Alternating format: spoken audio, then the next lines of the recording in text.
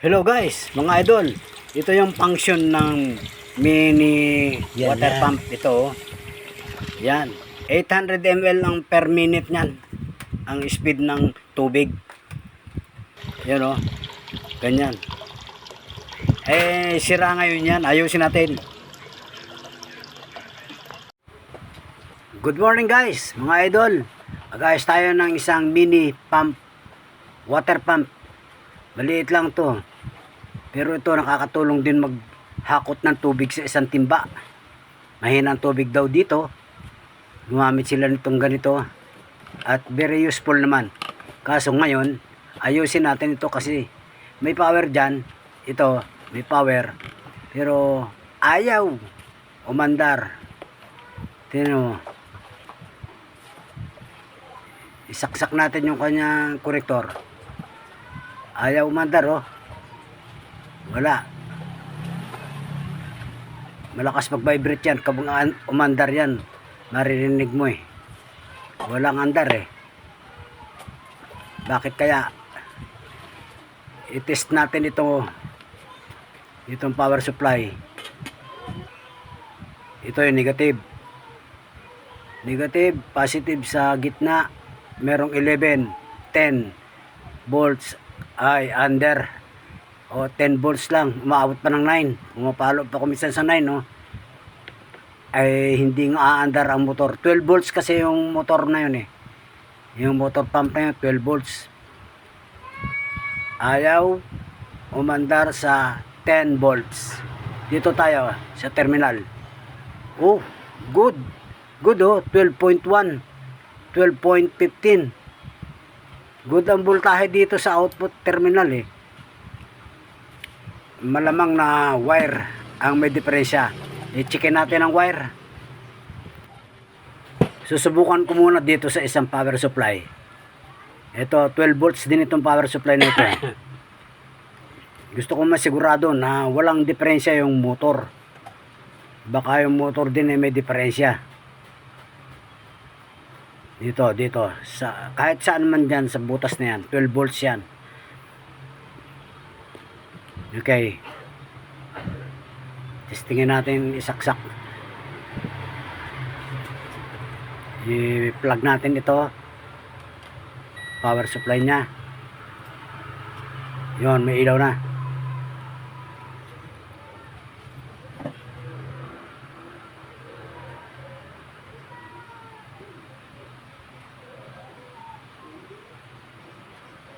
Ito yung negative. Yung nasa tabi niya yun, negative yun. Yung nasa gitna na pin, yun ang positive. Hindi makakasuot yung isang alligator.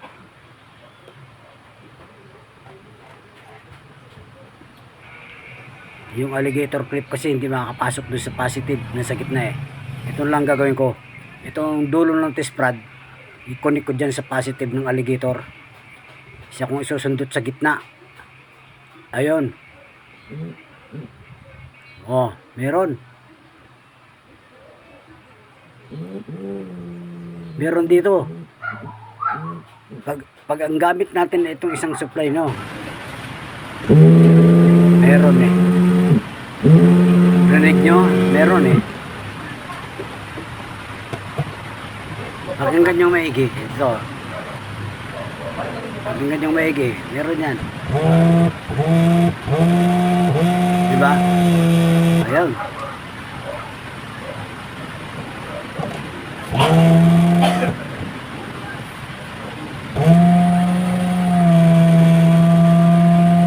Ayos ang motor.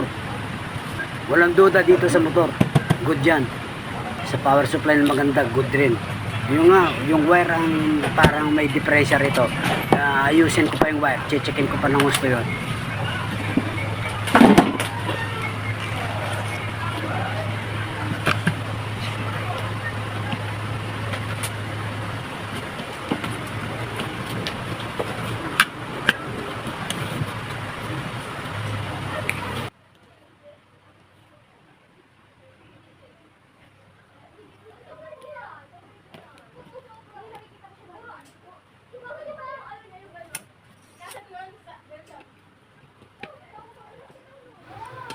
Tatanggalin ko sa terminal.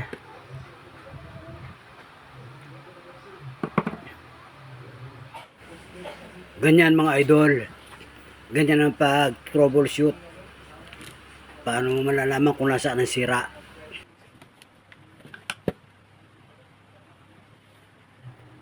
Tester natin, lagyan natin sa continuity.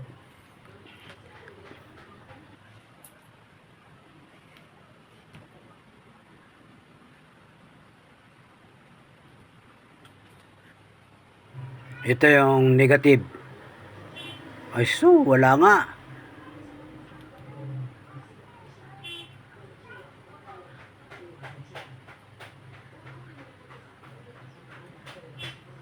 Ito yung black na wire black. Pag black, negative.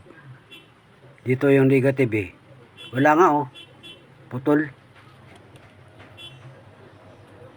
Yung positive, checkin natin kung putol din. Meron. Yan meron yung positive, may continuity. Hindi, ito nang ayusin ko. Inulit ko pa. Gusto mo kasigurado. Okay.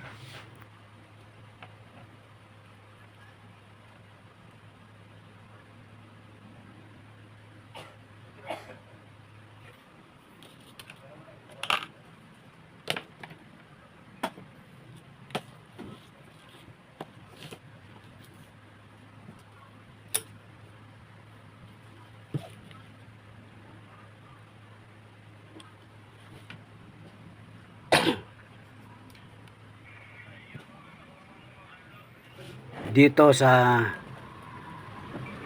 dugtungan. Dito ako duda sa dugtungan na ito Putulin ko na rito. Yan yung pinagdugtungan yan.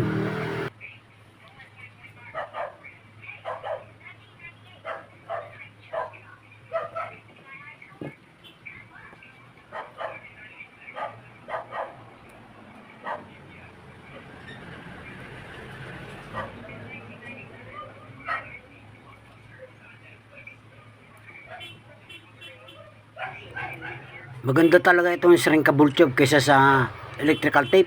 Kita mo, hirap baklasin Hakab na hakab siya.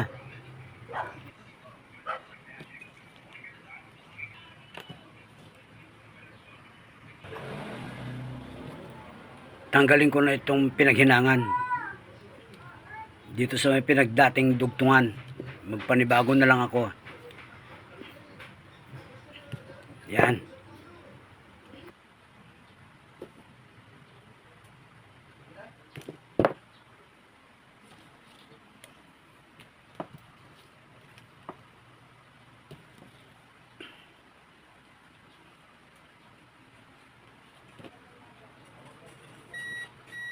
Pagkatapos kung maputol, test natin ulit. Ayan ang ganda ng kontak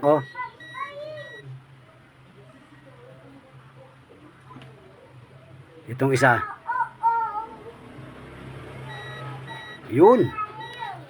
Yun magandang mga kontak. Good na itong wire nito.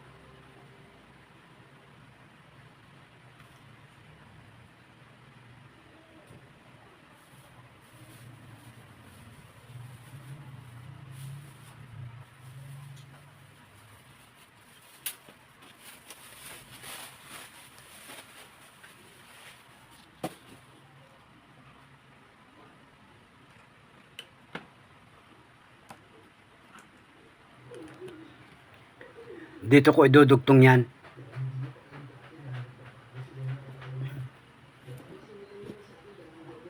Ganin.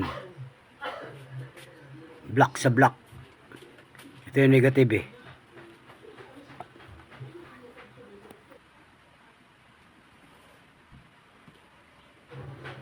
Pag nagdudugtong ako ng mga ganitong wire, kahit na DC ito, pinaglalayo ko yung dugtungan, hindi ko pinagpapantay para hindi tumapat. Lalo na sa AC, mas delikado lalo sa AC. Yung wire umi-spark yan, shorted na yan. Pag nagdikit yung dalawang yon. Madalas kasi sa pinagdugtungan, nagdidikit yung pinagdugtungan.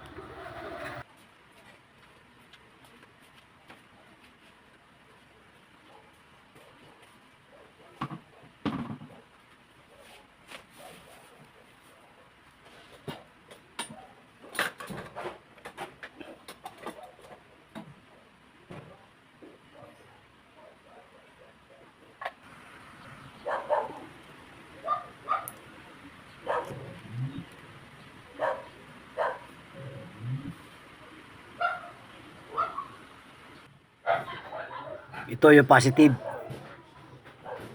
Yung pula. Okay, dugtong na. May may sabit. May sungot. Pagka may sungot na gano'n hindi lulusot yung syncrable tube.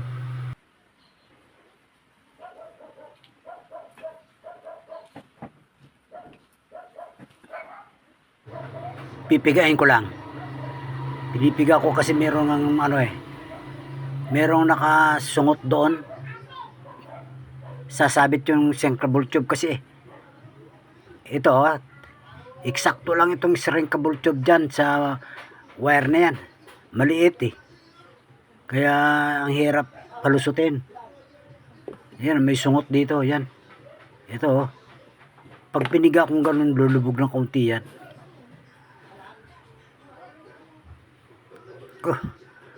Mahirap din isuot Ingat lang. Baka maputol. Yun. Lumusot din. Sabay pa init. Yan ang pang pahigpit dyan. Aakap yan sa wire. Kitam? Di hamak na mas maganda ito kaysa sa electrical tape.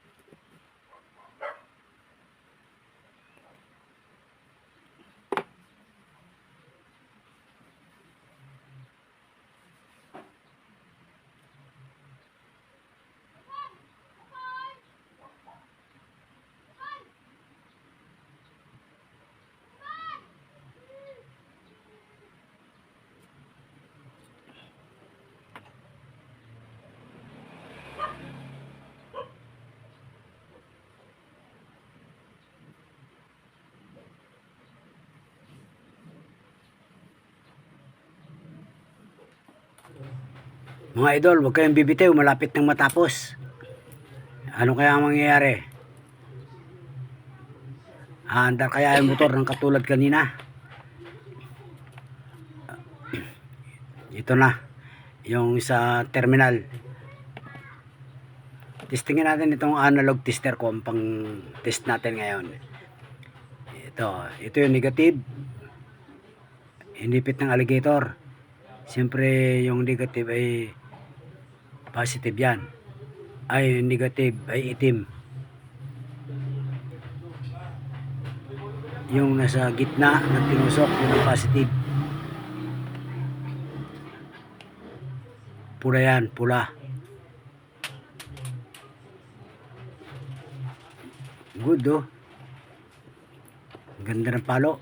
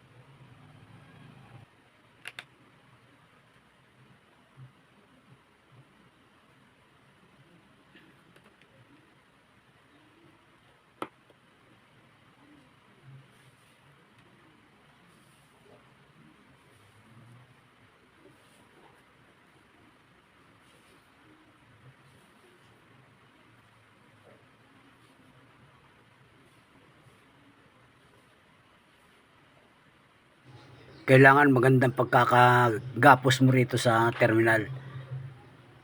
Para mahatak man yan, hindi huhulagpos. Yan. Higpitan pa. Hindi hulagpos pagka nahahatak. Ayan, ganyan oh. Pwede na tayong mag-test. Panoorin nyo mga idol, ito na, ititesta natin. Tingnan natin kung ano mangyayari. Ito, ipa-plug ko na yung power supply. Yun, umilaw na.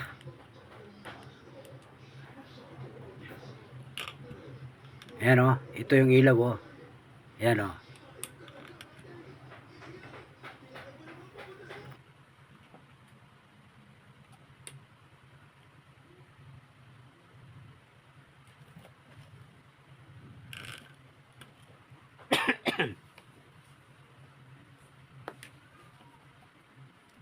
Ready, test tayo. Tingnan natin yung motor na yan kung maandar. Oh, okay, agad. Mayroon agad oh, vibration oh. Lumalakad eh. Oh.